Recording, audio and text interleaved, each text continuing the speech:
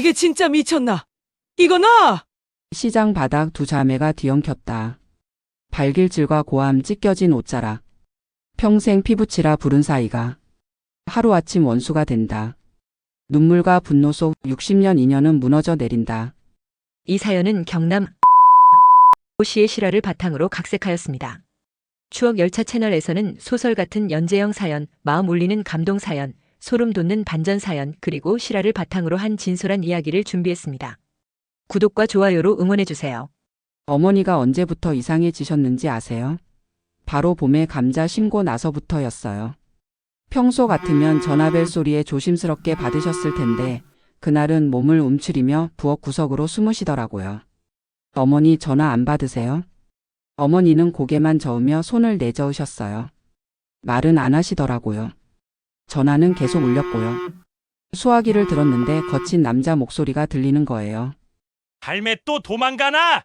내일까지 돈 준비 안 되면 우리가 직접 가서 바치고 뭐고 다 가져갈 거니까 그리 알고 있으소. 상대방이 먼저 끊었어요. 어머니가 부엌에서 나오시는데 한참이 걸리더라고요. 얼굴이 하얗게 질려 계시는 거예요. 누구세요? 조심스럽게 물어봤는데 어머니는 대답 안 하시고 그냥 고개만 저으며 앞치마 끝을 꽉 움켜쥐고 계시더라고요. 우리 어머니는 원래 말수가 적으시고 소심하신 분이셨거든요. 궁지에 몰리면 더더욱 입을 다물어버리는 성격이셨어요. 그 후로 며칠간 같은 일이 반복됐어요. 그런데 전화 내용이 점점 더 위협적으로 변해가더라고요. 어느 날은 문자까지 왔어요. 할매 집 주소 다 알고 있다. 내일 저녁까지 연락 없으면 직접 간다. 그때는 말로만 하지 않을 거다. XX야. 어머니가 그 문자 보시고는 핸드폰을 떨어뜨리시더라고요. 플라스틱이 바닥에 부딪히는 소리가 얼마나 크게 들렸는지 몰라요. 밤에는 작은 소리에도 깜짝 놀라시며 돈이 어디 있어? 나는 돈이 없는데? 라고 혼잣말 하시는 거예요. 듣고 있으면 얼마나 마음이 아프던지요. 그리고 어머니 밥그릇에 밥이 남기 시작했어요. 평생 한 톨의 쌀도 아까워하시던 분이 말이에요. 숟가락 드는 손이 자꾸 멈췄다가 다시 움직이고 그러시더라고요. 일주일째 되던 밤에는 정말 큰일이 생겼어요. 집 밖에서 인기척이 들리는 거예요. 현관문을 두드리는 소리였어요. 규칙적이면서도 위협적인 소리였거든요. 나와서 얘기 좀 하자 할매. 숨어서 뭐하고 있너? 우리도 참을 만큼 참았다. 이 XX야. 정말 거친 남자 목소리였어요. 어머니는 이불을 머리까지 덮어쓰시며 벌벌 떨고 계시더라고요. 이불 너머로도 어머니 숨소리가 얼마나 빨라졌는지 들렸어요. 다행히 오래 있지는 않았지만 그 일 이후로 어머니는 완전히 무너지셨어요. 다음 날 어머니가 밭에서 쓰러지셨어요. 이웃집 김씨 아저씨가 발견해서 연락 주셔서 달려갔거든요. 미영아, 내가 바보같이. 그러시고는 다시 입을 다물어 버리시더라고요. 어머니 입술이 바짝 말라 있는 걸 보니까 정말 마음이 아팠어요. 어머니에게서 제대로 된 이야기를 듣기까지 하루가 더 걸렸어요. 마침내 떨리는 목소리로 말씀해 주신 건 읍내 시장의 작은 옷가게 이야기였어요. 그 사람들이 1,100만 원을 달라고 밭도 가져간다고. 그리고 그 남자가, 무서운 남자가 와 이래 나를 괴롭히노. 어머니 목소리가 떨리고 계시더라고요. 자신이 뭔가 잘못했다고 생각하고 계시는 것 같았어요. 이대로 지켜볼 수는 없어 그 옷가게를 찾아가기로 마음먹었죠. 시장 구석진 곳에 있는 그 가게를 찾아갔는데 예상보다 정말 초라하더라고요. 좁은 공간에 옷들이 빽빽하게 걸려있고 쿰쿰한 냄새까지 나는 거예요. 옷가게 내부를 찬찬히 살펴보는데 가격표를 보는 순간 너무 놀라웠어요. 평범한 잠바가 100만 원에 티셔츠 하나가 20만 원이라니요. 말이 되나요? 그때 옷가게 사장인 최영자라는 여자가 나타났어요. 염색한 파마 머리에 진한 화장을 한 50대 초반 여성이었는데 목에 굵은 금목걸이를 걸고 있더라고요. 껌을 경박스럽게 씹으며 나를 무시하는 태도로 말하더군요. 할매가 지난 8년간 이모님을 통해 주문한 옷이 총 1,500만 원어치고 이미 400만 원은 받았으니까네. 나머지 1,100만 원만 주면 되겠네. 말도 안 되는 옷 종류들에 말도 안 되는 가격으로 파는 곳에 400만 원을 이미 받았다니. 그 말에 피가 거꾸로 치솟는 것 같더라고요. 제가 아는 어머니는 늘 수수한 옷을 입고 다니시지 400만 원어치의 옷을 살 만큼 사치스러운 분이 아니었어요. 그런 옷이 걸려 있는 걸 본 적도 없고요. 채영자가 목소리를 크고 단호하게 내더라고요. 어머니는 그 기세에 더욱 작아지셨어요. 어깨가 움츠러지고 고개를 떨구시는 거예요. 그때 가게 안쪽에서 덩치 큰 남자가 나왔어요. 팔에 문신이 있고 목소리가 거친 채영자 남편인 채만수였거든요. 할매, 우리도 장사하는 사람이다. 돈 떼먹고 도망갈 생각하지 마라. 나이 드신 분이 그러면 안 되제. 채만수 눈빛이 정말 날카로웠어요. 어머니는 그를 보자마자 몸을 떠시더라고요. 호흡이 가빠지는 게 보였어요. 우리 남편이 예전에 좀 험한 일 했거든. 건드리지 말고 조심하는 게 좋을 기라요. 채영자가 의미심장하게 말하는 거예요. 완전히 협박이었어요. 어머니는 침묵으로 일관하시더라고요. 어머니가 실제로 받으신 옷이 뭐가 있나요? 제가 대신 물어봤어요. 그거는 이모님이 갖고 가서 할매한테 줬을 낀데 할매 맞죠? 어머니는 말없이 고개를 갸우뚱하고 계시더라고요. 그 모습만으로도 혼란스러워 하신다는 게 느껴졌어요. 그때 제 심장이 얼마나 빨리 뛰던지 뭔가 크게 잘못되었다는 걸 직감했거든요. 이모에게 연락해서 함께 옷가게를 다시 찾아갔어요. 정말 순 이모가 나타났을 때 저는 뭔가 이상함을 느꼈거든요. 평소보다 화장이 진하고 새 옷을 입고 있더라고요. 더 놀라운 건 채영자와 채만수를 보자마자 자연스럽게 인사하는 모습이었어요. 은니 와 이렇게 말썽이고? 이모가 어머니한테 핀잔을 주듯 말하는 거예요. 어머니는 더욱 위축되시더라고요. 등이 더 구부러지는 게 보였어요. 그 모습에서 평소에 어머니를 면전에서 얼마나 무시해왔는지 알겠더라고요. 옷가게 안에서 세 사람이 마주했을 땐 분위기가 정말 이상했어요. 마치 이미 다 아는 사이 같더라고요. 이모가 채영자와 눈빛을 주고받는 걸 제가 놓치지 않았어요. 그런데 어머니는 그런 분위기를 전혀 눈치 못 채고 계시더라고요. 사장님, 정확한 장부를 보여주세요. 어머니의 서명도 확인하고 싶어요. 그 소리를 듣자 채만수가 갑자기 의자를 끌며 일어났어요. 위협하듯 의자 끄는 소리가 좁은 가게 안에 울렸어요. 뭘 자꾸 확인할라 카노! 외상을 했으면 갚아야지! 장부가 어쩌고 저쩌고 하고 있어! 여기가 법정이야? 법정이냐고! 외상을 했으면 갚으라고! XX야! 거친 목소리에 어머니는 깜짝 놀라시며 더욱 움츠러드시더라고요. 어머니 숨소리가 더 빨라지는 게 보였어요. 그런데 이때 이모가 정말 예상치 못한 말을 하는 거예요. 아이고 좁은 동네에서 이래 싸우고 그라노. 다들 진정하고 니도 고마 엄마가 쓴 돈이니까네 딸인 니가 고마 돈 주고 끝내뿌라.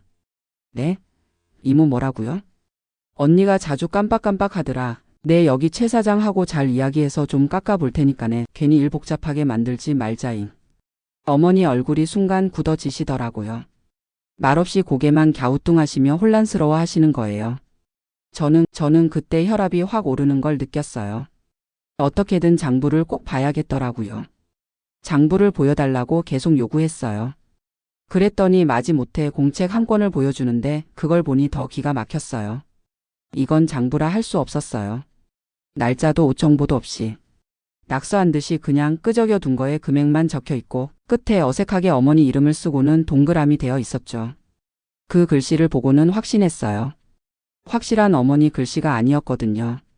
어머니는 글을 잘 모르시지만 자신의 이름 석자만큼은 또박또박 쓰실 줄 아시거든요. 이모, 이 서명들은 누가 하신 건가요? 이모 얼굴이 급하게 변하더라고요. 눈동자가 이리저리 굴러다니는 거예요. 그건 언니가 손이 아프다고 해서. 그때 어머니가 힘없이 중얼거리시는 거예요. 내 손 안 아팠는데. 말수나 와 거짓말을 하노. 정말 가느다란 목소리였지만 분명한 말씀이었어요. 그 순간 어머니 눈에 배신감이 스치는 걸 봤어요. 어머니 눈가 주름이 더 깊어 보이더라고요. 채만수가 위협적으로 일어나며 말했어요. 할매 너무 복잡하게 일 만들지 마라잉. 우리도 참을 만큼 참았다 아이가. 계속 익하면 좋게 좋게 나갈 수가 없어. 그 목소리에 명백한 위협이 담겨 있더라고요. 저는 주먹을 꽉 쥐었어요. 그날 밤 어머니는 잠을 못 이루셨어요. 옆방에서 들려오는 작은 신음소리와 뒤척이는 소리가 정말 가슴 아프더라고요. 이불이 바스락거리는 소리가 1시간 넘게 계속됐어요. 그런데 어머니는 자신의 감정을 말로 표현 안 하시는 분이거든요. 다음 날 이모에게 다시 연락해봤는데 태도가 완전히 달라져 있더라고요. 전화기 너머 목소리가 날카롭고 차가워진 거예요. 와 자꾸 그런 소리를 내한테 하노? 너그 집 일은 너그가 알아서 해라. 내는 할 만큼 했다 끊어라. 어머니는 그 말씀 들으시고도 침묵을 지키시더라고요. 고개만 저을 뿐이었어요. 어머니 어깨가 더욱 축 처져 있는 게 보였어요. 어제 이모의 모습에서 느꼈던 의심은 점점 확신이 되어 가고 있었죠. 물증만 없을 뿐 심증만 쌓여갔어요. 그러던 중 이모 집안 소식을 시장 상인들에게 듣게 되었어요. 이모에게 큰 돈이 필요한 이유를 알게 되었죠. 아들이 치킨집 사업에 실패해서 2억 원 빚을 졌고 며느리는 허영만 가득하고 철없이 명품을 좋아해서 아들의 등골을 빨아먹는다고 하소연을 했다더라고요.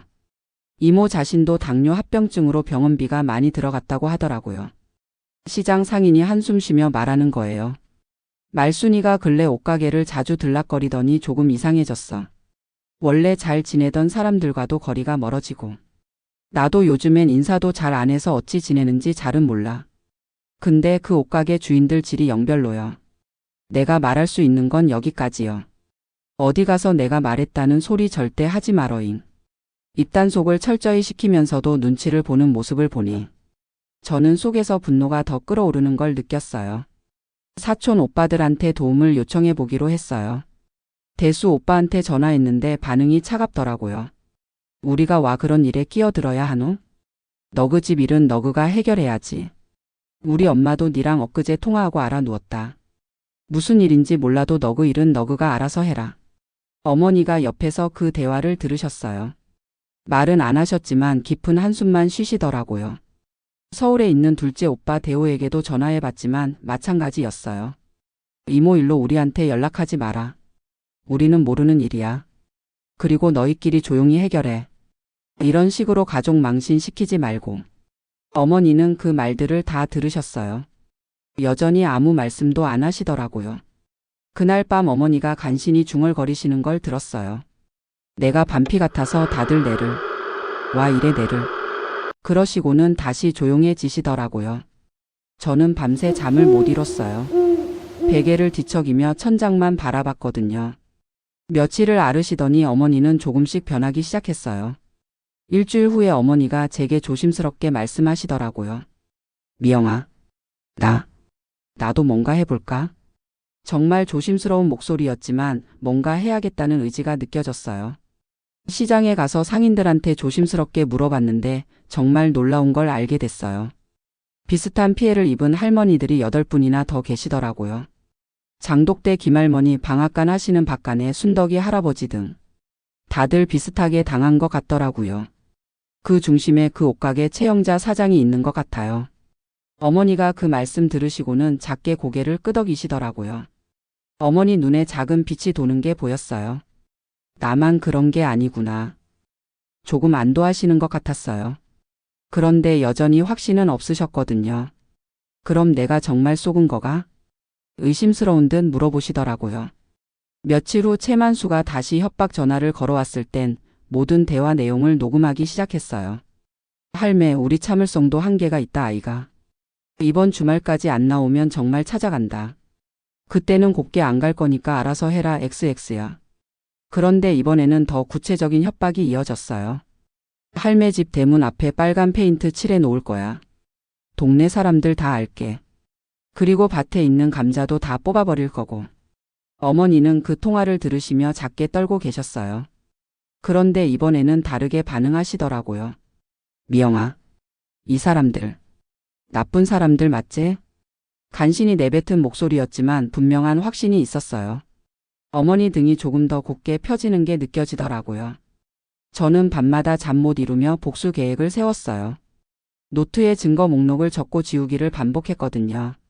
어머니를 괴롭힌 그들한테 반드시 대가를 치르게 하겠다고 다짐했어요. 변호사 정훈이한테 도움을 요청해서 정식 내용 증명을 발송했어요. 동시에 녹음된 협박 내용을 경찰서에 신고했고요. 며칠 후에 최영자가 전화를 걸어왔어요. 할매 어휴, 내가 피곤해서 내 그 돈 안 받아도 내 건물도 있고 아쉬울 거 없는 사람이야. 이번에 그냥 넘어가 줄 테니까 그 뭐 보낸 거 취하하도록 해요. 최영자 목소리는 여전히 당당했고 그저 피로와 짜증만 묻어나더라고요. 한참 들으시더니 단호하게 말씀하시는 거예요. 내가 글도 잘 모르고 바보 같아 보인다고 진짜 바보로 아나? 내 같은 늙은이들을 상대로 너그가 이리 나쁜 짓을 벌인다는 걸. 내도 이제 안 참을 기다.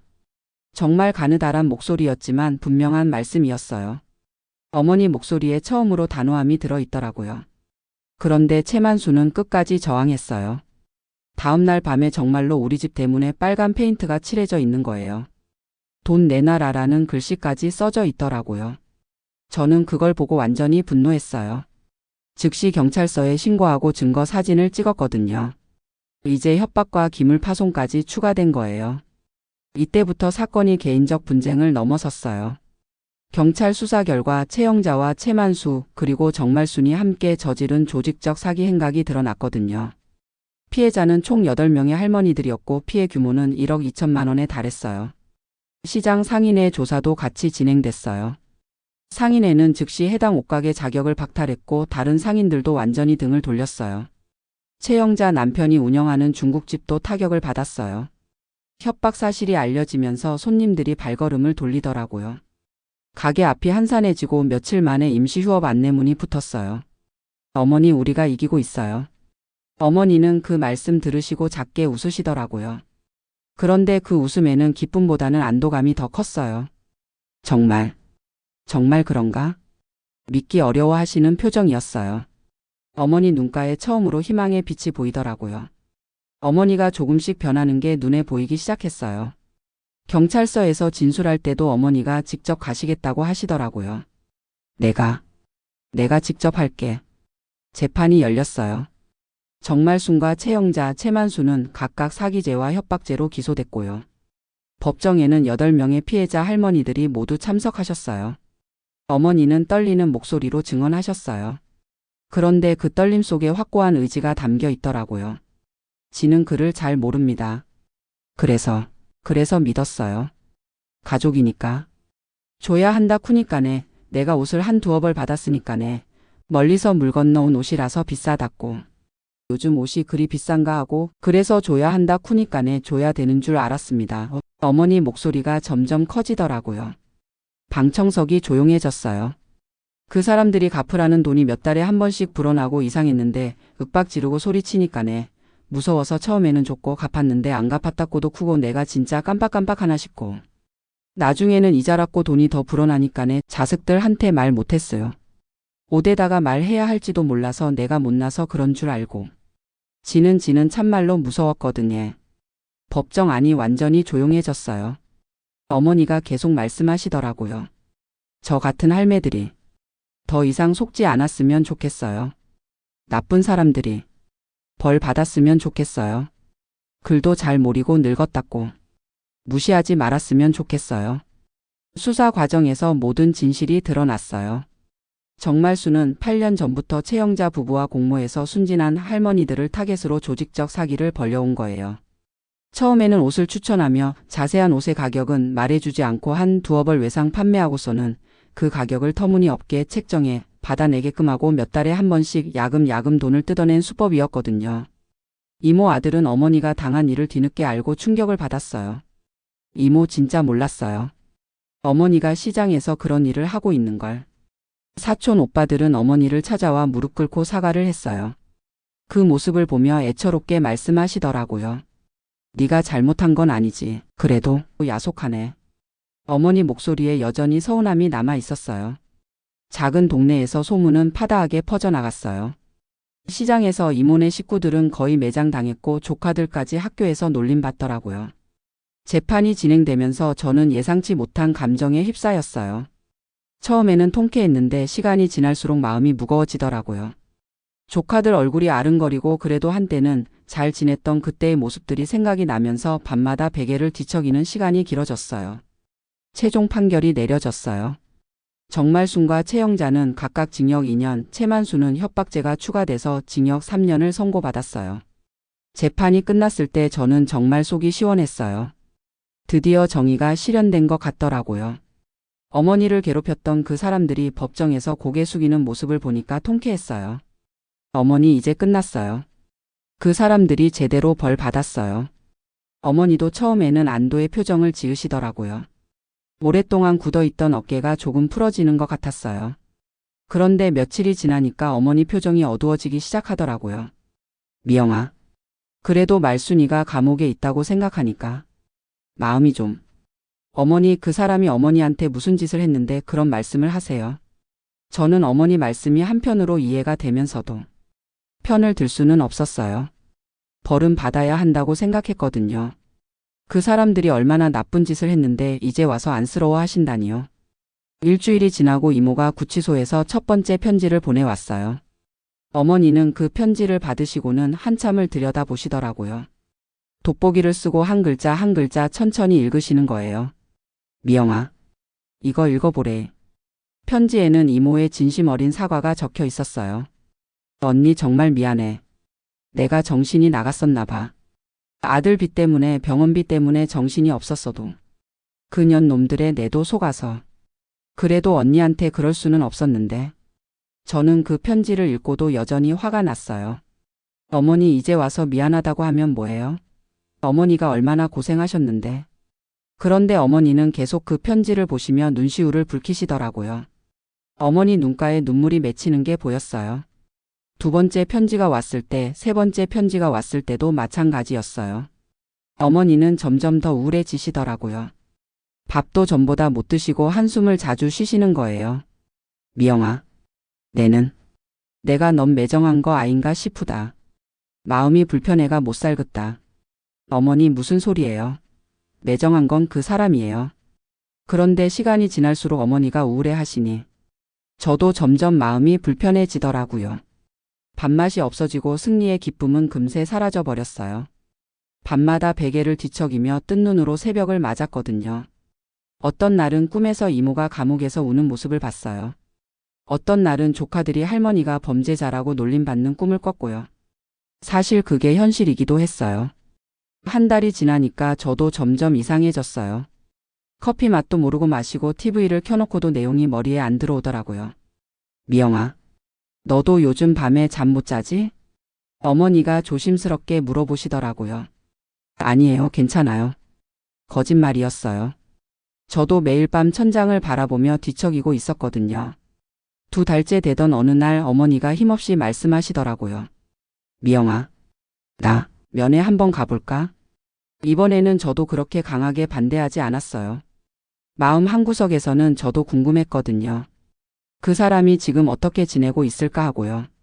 어머니가 정말 가고 싶으시면 제가 같이 갈게요.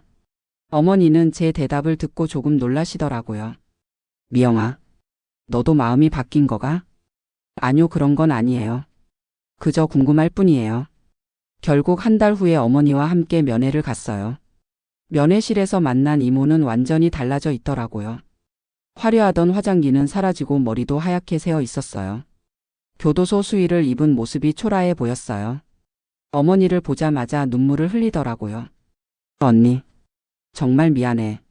어머니도 눈물을 흘리시며 격정적으로 말씀하시는 거예요. 말순아, 와 그랬노. 우리가 혈육인데. 저도 모르게 눈시울이 붉어졌어요. 그 순간 깨달았거든요. 복수는 끝났지만 모두가 상처받았음을요. 언니, 나 정말 후회하고 있어. 내가 미쳤었어. 돈 때문에. 내 욕심 때문에. 이모 목소리에는 진심이 담겨 있더라고요. 온몸이 떨리고 있었어요. 저는 그제야 조금 마음이 놓였어요. 어머니가 숨을 깊이 들이쉬며 말씀하시더라고요. 말순아, 내는 가슴에 응어리가 맺혀 불었다. 어무이가, 마이, 보고 싶네. 니랑 내랑 익하고 있는 걸 보고 있으실란가, 은니. 어머니는 분명히 선을 그으셨어요. 내도 예전 같이는 안 될 끼라. 내도 많이 변했어. 이제는 조심해야 해. 내 이만 가볼란다. 면회를 마치고 나오는 길에 어머니는 한참 동안을 말씀이 없으셨어요. 미영아, 이제 이 정도만 할란다. 어머니의 단호한 말에 저는 고개를 끄덕일 수밖에 없었어요. 몇 달 후에 이모가 출소했다는 소식을 들었어요. 그런데 이모를 기다리고 있던 건 차가운 현실이더라고요. 먼저 손주들은 정신적으로 피해를 받아 정신과 상담을 받고 있고 할머니 이름도 입에 올리기 싫어한다더라고요. 이후 며느리가 아이들을 데리고 친정으로 완전히 돌아가 버렸어요. 이혼 서류까지 들이밀며 시어머니 때문에 더 이상 못 살겠다고 선언했대요. 동네에서는 이모 가족을 아예 투명인간이나 범죄자 취급했어요. 마트에 가면 사람들이 수군거리고 아파트 엘리베이터에서 마주치면 모두 고개를 돌렸대요. 이모, 저기 사기꾼 가족이야. 이모 아들은 결국 다른 지역으로 이사를 갔어요. 이모는 혼자 남겨진 집에서 당뇨 합병증이 악화되어서 자주 병원을 드나들게 됐어요. 그런데 아들도 며느리도 더 이상 연락 안 한다더라고요. 어머니는 그 소식들을 하나하나 들으시며 복잡한 표정을 지으시더라고요. 참 자업자득인기라. 어머니는 담담히 말씀하시더라고요. 어머니는 한참을 생각하시더니 지혜롭게 말씀하시는 거예요. 미영아, 내가 용서했다 하더라도 세상이 용서를 못하는 걸 보면 착하게 살아야 하는 기라. 저는 아직 이모를 완전히 용서하지는 못했어요. 처벌은 확실히 받았어야 한다고 생각해요. 다른 사람들이 똑같은 짓을 하지 않게. 내가 용서한 건 내 마음의 평화를 위한 거였어. 하지만 벌은 받아야 하는 거지. 이듬해 봄이 왔어요. 어머니와 함께 밭에서 감자를 심는 날이었어요. 작년에 있었던 일들이 마치 꿈같이 느껴지더라고요. 어머니가 작은 감자 하나를 손에 들고 말씀하시는 거예요. 미영아, 이 작은 감자도 땅 속에서 썩어야 새 싹이 나온다 하더라. 네? 저는 감자를 심으면서 어머니 말씀이 무슨 뜻인지 궁금했어요. 사람 맴도 그런 것 같아. 미움도 아픔도 다 썩어서 뭉들어져야 새로운 게 자라는 긴기라. 어머니는 감자를 조심스럽게 땅에 묻으시며 계속 말씀하시더라고요. 흙냄새가 코끝을 스쳤어요. 이제 내 속의 응어리도 썩어서 뭉들어졌는갑다. 이제는 싹이 안 나야겠나. 저도 감자를 하나씩 심으며 생각해 봤어요. 작년 이맘때까지만 해도 어머니는 전화벨 소리에도 떨고 계셨는데 지금은 이렇게 평온하게 밭일을 하고 계시더라고요. 어머니 정말 모든 게 다 잊혀진 거예요? 잊힌 건 아니야. 그냥 흘리 보내는 기라. 내 맴속에 갖고 있어가 뭐 할 끼고. 좋은 것도 아니고. 보낼 건 보내는 법도 알아야 좋은 기 또 안 오겠나. 평생을 이리 살아온 내가 네가 보기에도 많이 답답하제? 아직까지도 어머니 마음을 다 헤아릴 수는 없어요. 하지만 그해 가을에 감자밭이 유독 푸르게 잘 자랐어요. 바람에 흔들리는 감자 잎들이 춤추는 것 같았어요. 어머니는 그 감자들을 보시며 환하게 웃으시더라고요. 얼굴에 깊이 패인 주름도 환해 보였어요. 봐라 미영아. 땅이 내를 위로해주네. 어머니 손에 흙이 묻어 있었지만 그 손이 그 어느 때보다 아름다워 보였어요. 지금까지 시청해 주셔서 감사합니다. 즐거운 감상이 되셨다면 구독과 좋아요 부탁드립니다.